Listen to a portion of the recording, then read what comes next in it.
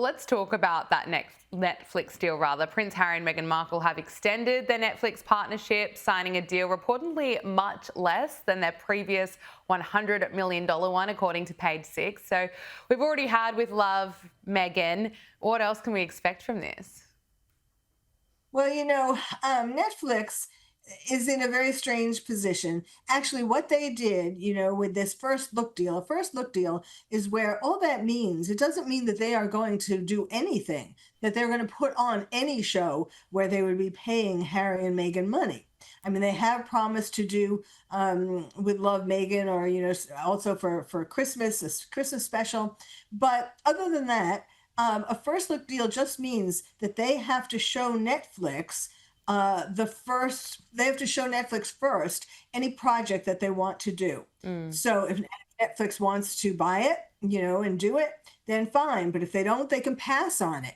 So it's really nothing. I mean, there's really no money. I mean, they may have given the money. Sometimes you do get money for a first look deal, but it doesn't commit to actually producing anything with them other than the two, what I mentioned before for her.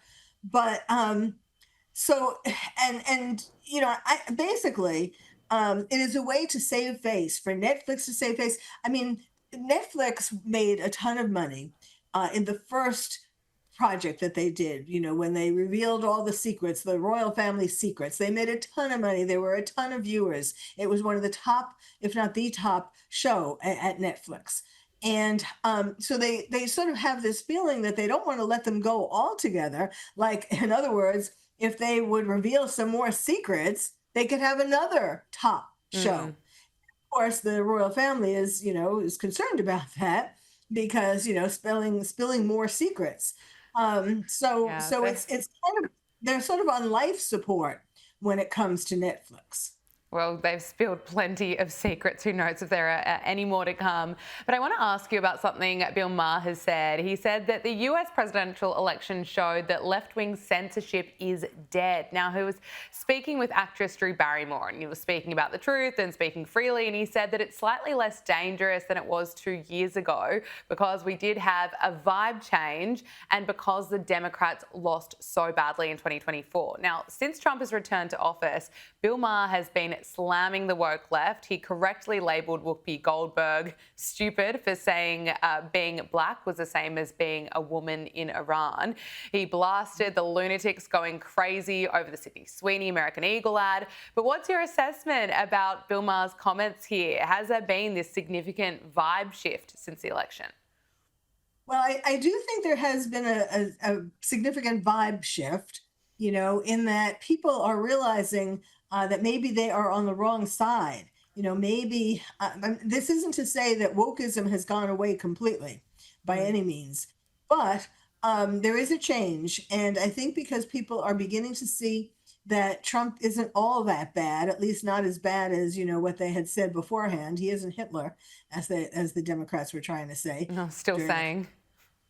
well, yeah, some of them are still saying it. That's why I say it hasn't totally made a difference, but there is a vibe change. And, there's a kind of sense, like, I think he's perhaps thinking that well, he's been sort of in the middle. I mean, he's kind of varied his stances. It depends on the topic or the policy. But I think he's kind of realizing that it's not good to be totally on the left, Mm. so fully on the left, like the people on The View, for example. He talked, like, you said Yes. Whoopi Goldberg and the other people on The View, and that show, as another example of the vibe change, there is talk that that show might be canceled because it really became all. I mean, it was a fairly good show at the beginning, but it started to be all about bashing Trump. And that kind of got boring to some degree. It got really obnoxious at times. It was really on the edge and not in a good way. And so there's even talk, some people are thinking that they might get canceled. Well, I think there's a lot of hope for that for sure. Dr. Carole Lieberman, we have to leave it there. Thank you so much for speaking to us and joining us here on Power Hour. Great to talk to you. My pleasure.